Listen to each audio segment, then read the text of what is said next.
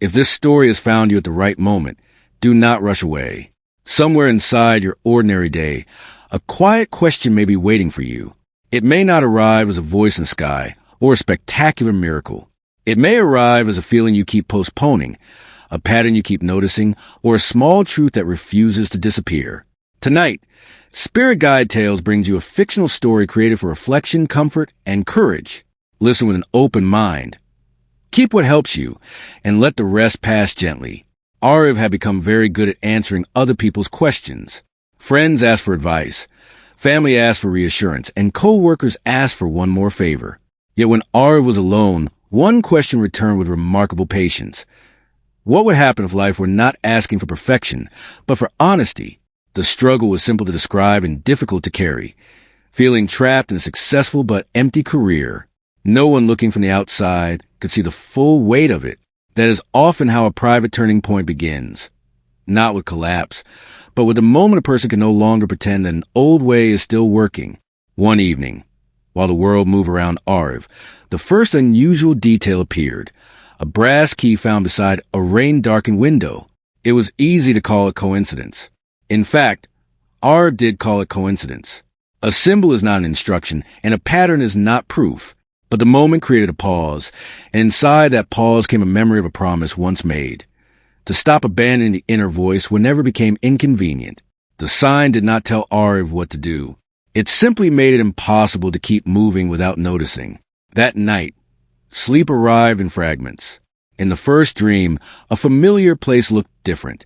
The walls seemed to hold their breath, and the air carried the calm that sometimes appears just before dawn. There was no frightening figure, no demand, and no thunderous announcement. Instead, a presence stood at a respectful distance. It felt less like meeting a stranger and more like recognizing someone who had been waiting without pressure. When the presence finally spoke, the words were plain, "I will not choose for you. I will help you see what you already know." Ariv asked, "Then why do I feel so lost?" The answer came slowly. "Because you've been treating fear as a forecast.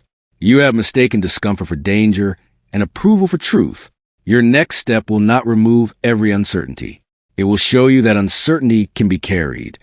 The presence then pointed toward a doorway, a path, or a small light, whatever the dream needed to reveal. Your lesson is courageous change. Do not turn that lesson into another performance. Practice it in one ordinary decision. At sunrise, the dream remained vivid, but the world offered no explanation. The phone still contained difficult messages. The unfinished task still waited.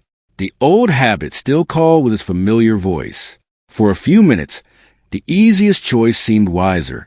Then the words returned, one ordinary decision, not a dramatic announcement, not a promise to become a different person by evening, just one action that agreed with the truth instead of protecting the fear. So R began with something small and specific. The action was connected to feeling trapped in a successful but empty career, but it was not reckless. Ari wrote down what was known, what was assumed, and what needed to be checked. A trusted person was contacted. A boundary was spoken without insult. A necessary rest was taken. A task that had been avoided was divided into a first 10-minute step. This is where many spiritual stories become misunderstood. Guidance is not an escape from responsibility. It is the courage to meet responsibility without losing compassion for yourself. The first attempt did not feel magical. The voice of doubt arrived immediately. It listed everything that could go wrong and reminded the heart of every previous mistake. But another voice was present now, quieter and steadier. It did not argue with every fear. It asked a better question. What is the kindest, truthful action available right now? That question became a lantern. Whenever confusion grew loud, it brought attention back to the next safe step. Over the following days, more moments seemed meaningful. A conversation ended with exactly the sentence Ariv needed. A delay prevented an impulsive decision. A forgotten note revealed an ability that had been ignored. Still, Ariv learned not to turn every event into a secret code. The value was not in collecting omens. The value was in becoming present enough to notice choices. The sign had opened a door inward. Practice was what allowed transformation to walk through it. One afternoon, the old problem returned in its strongest form. The familiar option promised quick relief, even though it carried the same cost as before. Arif felt the body tighten, the mind race, and the desire to ask someone else to decide. For a moment, the spirit guide seemed absent. Then Arif understood the deeper lesson. A guide is not proven by constant signs. Sometimes guidance is the strength to remember what you learned when no sign is visible. Courageous change meant choosing with awareness, not waiting to feel fearless. The decision was made. It did not make everyone happy. It did not produce instant applause. It did, however, create a quiet space inside.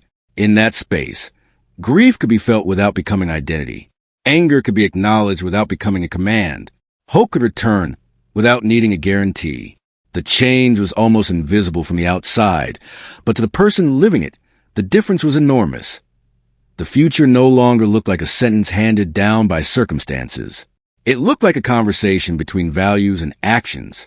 If you are listening while feeling trapped in a successful but empty career, let this moment belong to you. You do not have to copy R's decision.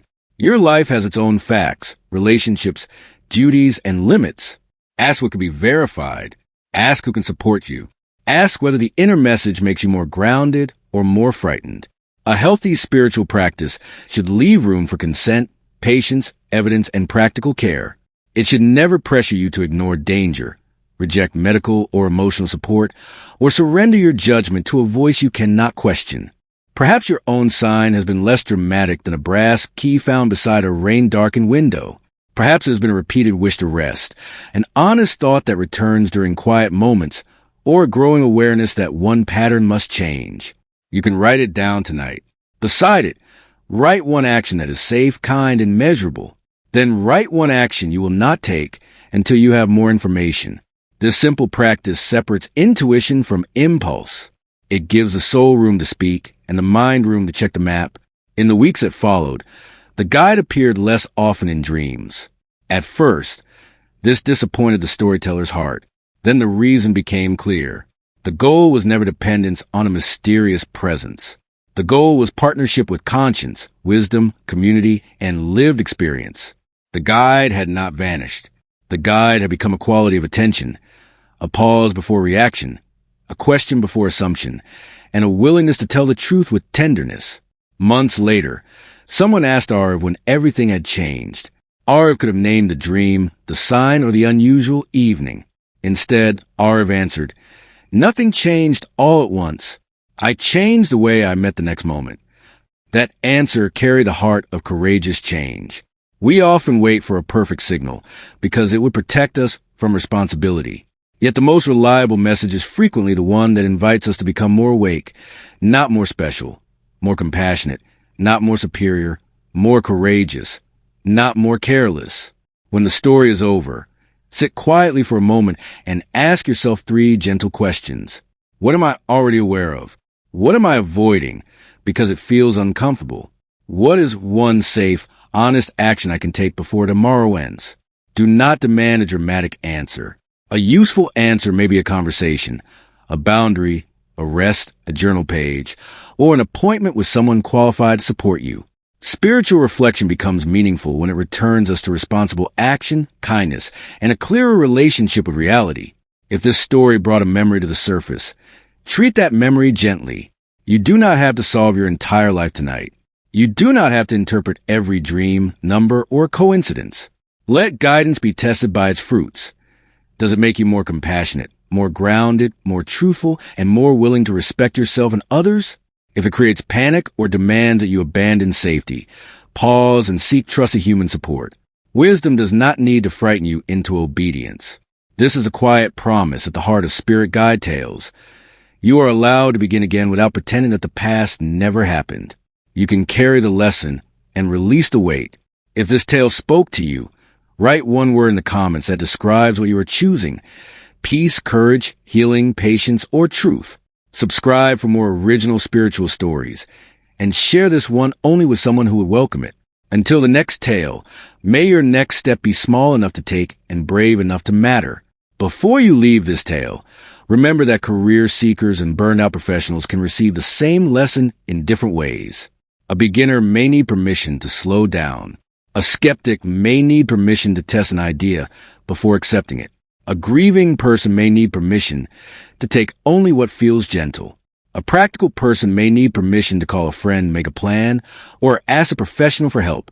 Spiritual language has value when it serves human dignity and does not replace it.